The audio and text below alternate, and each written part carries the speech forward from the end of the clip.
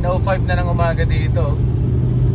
Yung araw, ayan, hindi makita kasi ang kapal ng fog at saka sobrang lamig. Extreme cold weather ngayon dito sa Alberta, especially dito sa Edmonton. 361. Dito ngayon ako sa aking customer. First job. Ano to, dishwasher to. Servicean natin, tingnan natin kung anong sira.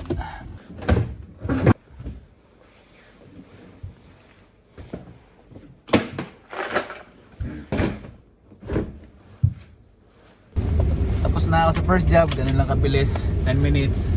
Alam ko na kasi yung problema, no, nakita ko yung error. So pupuntahan naman natin ngayon yung next call. Washer siya na nagli-leak. So ganito lang yung buhay ng technician dito kapag magaling ka na talaga at kabisado mo na yung mga problema, medyo napapabilis yung trabaho mo. Pero pagka yung bago ka pa lang, syempre medyo kailangan mo talagang pag-aralan. So yung pupuntahan natin ngayon is washer. Tara. Ang lamig. Bumusok yung ano ko, hininga. Sobrang lamig. How did you notice that the washer is leaking? Yeah, so as we're washing, water will Drip appear in the here. bottom? And you see here, I kept it full. Oh, yes. Yeah, so So after the pump motor was replaced, how many times did you use this? about 4 or 5 times. 4 or 5 times? Yeah. Okay, check muna natin to kung anong problema nitong washer na to. Nag-leak daw eh. Diagnostic natin.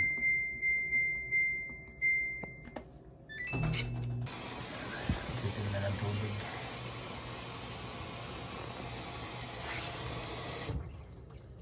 Ito yung source ng leak ko. Kita ko na. Alright, so I found where the leak is coming from. It's right here. This one here. See the hole? Oh, okay. So it seems like this hose here, circulating hose. This one is discontinued. We're trying our best to find the part, but what I did, I cut this. It's still long enough to reach this. So what I did, see, I cut this and reconnect, and it seems to be fine. The pump motor is working fine, no leak. It's just this. Okay. Okay. Okay, so everything looks fine, no leak, and water is empty. All right, all done. Awesome. Tapos na tayo. Third call na tayo. Yan, ganun lang. Minsan madali, minsan mahirap. Ito, nag-spend ako ng almost 30 minutes dito para ma-troubleshoot. Pero buti na okay, nagawa ng paraan. Dina-diagnostic test natin ngayon lahat. Okay, hot water valve. Okay. So mukha namang okay siya.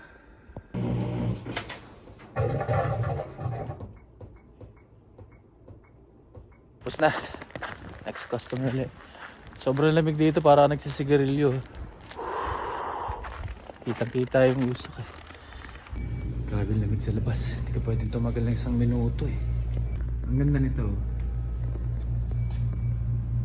Ito na yan. Live plants. Ayan o. Ang galing ng art nila dito. Matagal ang buhay nito. Maabot ng mga ilang taon to. Ayan, buhay pa rin hanggang ngayon yan. No? Live, ano yan? Hindi ko alam tawag dito. Parang mga lumot. Ayan, ganda. Tapos na. Balik na naman sa labas. Balik na naman sa napakalamig na labas. Ang lamig. Negative 40. Feels like negative 50 today. Abe. 1 minuto lang sa labas. Manginginig ka na. Sobrang lamig. Lamig. Grabe. Temperature ngayon negative 40. And then may chills pa yan. Feels like negative 50 today. Grabe. Yung 1 minuto ka lang sa labas, wala na, sobrang sakit na ng kamay mo. Feels like mapo-frostbite ka na. Kaya sobrang lamig. Ito, yung jacket ko, ang kapal nito. May inner layer pa ako. Pero ramdam pa rin yung lamig. Sobrang lamig talaga ngayon, grabe. Bilib ako dito sa mga nagtatrabaho dito. Ito, yan, mga wala pang gloves. Pero hindi sila makatagal sa labas. Yan, mga maintenance ng building yan. pasundot-sundot lang sila ng trabaho sa labas kasi hindi rin kaya. Itong lugar na to, downtown ng Edmonton to.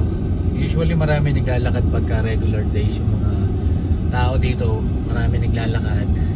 Pero dahil nga extreme weather ngayon, halos wala kang makikitang tao sa labas. Tamo kahit sa downtown, no, yung building umuusok talaga sa sobrang lamig. Yan yung exhaust. Nagiging ano na, nagbe-vapor sa sobrang lamig. Yan yung downtown ng Edmonton.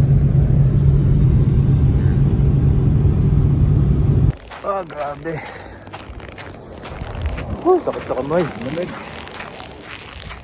Natin. Ayan.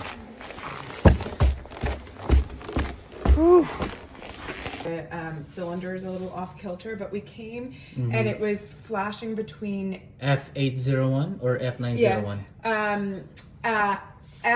F8 and F01. Okay. And so the first time it happened, Try turning this on. Okay. You can try it. It doesn't light up. Yeah.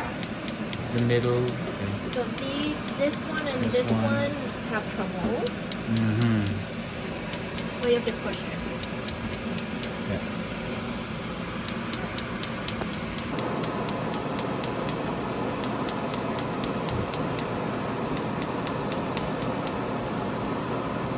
Ito tayo. Last call na. Last call. Mali matapos. Makakauwi na. No-stick natin.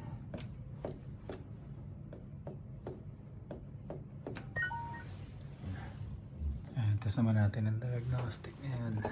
F8E01 low field. So possible faulty inlet valve or frozen line. Tapos din. Sa wakas, makakauwi ng lamig. Grabe. Yan guys, yan yung trabaho natin dito sa Canada as appliance technician. Yan yung araw-araw na buhay ko dito. Pero nag-i-enjoy naman ako. May mga araw lang talaga or mga times na mahirap yung trabaho, especially ngayon medyo hindi talaga maganda magtrabaho sa labas dahil negative 40 feels like negative 50 ngayon. Extreme cold warning ngayon dito sa Alberta. Kailangan ready kayo sa mga gantong weather, lalo na pagka yung trabaho nyo field like appliance technician or kung ano man yan na skill na trabaho na nasa labas. Mahirap talaga dito pag winter, lalo na pagka sobrang lamig. Hirap magtrabaho pero talagang kakayanin para sa pamilya. Yan naman talaga ang pinaka-importante dyan Kahit gaano kahirap, alam naman nating mga Pinoy na talagang wala naman tayong inuurungan kahit gaano kahirap ang trabaho basta para sa pamilya. Mga kababayan natin na naghahanap ng mga trabaho dito sa Canada, syempre wag lang kayong mawawalan ng pag-asa. Remember, God is good. Basta lagi nyo lang tatandaan, magsikap, talagang huwag kayong hihinto. Maghanap lang kayo na maghanap ng mga job opportunity. Yung failure, yan yung gawin yung inspirasyon para lalo kayong pagpursige na matupad yung mga pangarap nyo. Ito. Nakasaksak ka. Saksakan ng black heater to. Natin ka nag-charge to. Solar. May Christmas light namin, natabunan na. Ito mga halaman namin to, tinakpan. Malinis yung gilid. Okay. Pasok na akong lamig.